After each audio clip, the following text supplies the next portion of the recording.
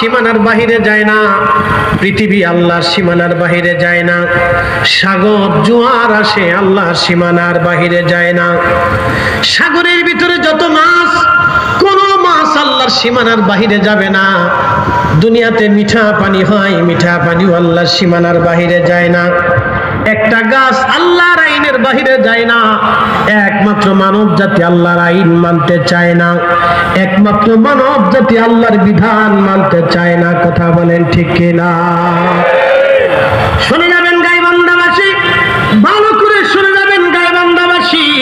একই পৃথিবী ছাদের নিচে একটা রাষ্ট্র আছে নরওয়ে, দক্ষিণাঞ্চলে ভাইজান 3 মাস পর্যন্ত সূর্য ডোবে না, 3 মাস পর্যন্ত সূর্য উঠে না, 3 মাস পর্যন্ত সূর্য ডোবে না, 3 মাস পর্যন্ত শুধু আলো আর আলো থাকে। সেখানে 3 মাস পর্যন্ত কখনো রাত হয় না। আচ্ছা বলেন তো, যেখানে 3 মাস রাত হয় না সেখানে মাগরিব কোন ওয়াক্ত হয়? কি বুঝলেন? ফজর কখন হয়, আসর কখন হয়, যোহর কখন হয়, এশা কখন হয়? সূর্য যেখানে 3 মাস ডোবে না সেখানকার মাগরিব, এশা, ফজর, যোহরের অবস্থা কি? সূর্য 3 মাস যেখানে উঠেই না সেখানে ফজর কখন হলো? আপনি আমাকে একটু বলেন তো।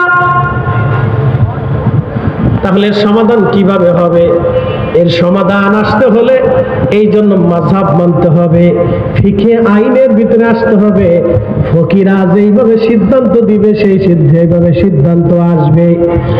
এই মাসালা বুঝতে হলে ফিকহের সবকের ভিতরে আসতে হবে, ফিকহের উসুলের ভিতরে আসতে হবে। এই উসুলে যদি আপনি না আসেন তাহলে এই মাসালার সমাধান কোনোদিনও দেওয়া সম্ভব হবে না। কথা বলেন ঠিক কিনা?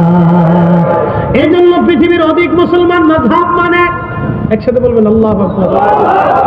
কি মানে? মাযহাব হচ্ছে একটা প্রেসক্রিপশন, মাযহাব হচ্ছে একটা প্রেসক্রিপশন। ভালো করে বুঝে যাবেন। আপনি গোবিন্দগঞ্জের একজন ডক্টরের কাছে গেছেন, ভালো একজন হার্ট বিশেষজ্ঞ ডক্টরের কাছে চলে গেছেন। যাওয়ার পরে বললেন, স্যার আপনি আমাকে একটু চেক আপ করে দেখেন, বুকের ভিতরে ব্যথা ট্যাথা করে, এই বড় বড় শব্দ করে, কি হয় না হয়, অল্পতেই হাঁপাই যায়। তো উনি চেক আপ করার পরে দেখলেন তার হার্টের সমস্যা। তো এবার উনি বললেন, ঠিক আছে আপনি তো আমার রুগী, তো আচ্ছা ঠিক আছে, তাহলে আপনি এক কাজ করেন, আমাদের বই টই আছে, এগুলি দেখে টেকে পড়ে টরে আপনি আপনার মতো ওষুধ কিনে খান গে। আচ্ছা বলেন তো, এই রুগীর হালত কি হবে? ও মরবে না বাঁচবে? বিপদ না? রুগী যদি নিজে নিজে বই পড়ে ডাক্তারি বিদ্যা শিখা, যদি নিজে নিজে শিখে নিজেই প্রেসক্রিপশন তৈরি করে, তাহলে বলে বুঝতে হবে ওই রুগী শেষ। তো ঠিক কোরআন সুন্নাহর মহাসাগরে কোন ব্যক্তি যদি বলে যে আমি কোনো মাযহাব মানি না, কোরআন হাদিসে আমার জন্য যথেষ্ট, তাহলে আপনি নিজে একা একা কোরআন হাদিস বুঝতে দেইয়া আপনি মহাসাগরের ভিতরে সাঁতার কাটতেই থাকবেন। জীবনে কোনোদিন কুল কিনারা খুঁজে পাবেন না। কারণ আপনি চালান রিক্সা, আপনি চালান দিন মজুরি করেন, আপনি জেনারেল শিক্ষিত, আপনি প্রফেসর, আপনি অধ্যক্ষ, ভাবলাম আপনি শাইখুল হাদিস। তো কি শাইখুল হাদিস হয়েছেন? আগের যুগের বড় বড় শাইখুল হাদিসরা 1 লক্ষ হাদিসের হাফেজ না হলে তাকে হাফিজুল হাদিস বুঝতো না, এবং তাদের দর্শে এরকম ছাত্র ছাড়া বসাইতই না। আর আপনি হিসাব করলে তো আমাদের দেশে শাইখুল হাদিস যারা আছে তারা ওই সমস্ত মুহাদ্দিসদের দর্শের উপযুক্ত কোনো ছাত্রই হওয়ার যোগ্যতা নাই। তাহলে সেই জমানার বড় বড় মুহাদ্দিস হাফিজুল হাদিসরা মাযহাব ফলো করে, আইম্মে কিরামের ডিসিশনকে ফলো করেছে।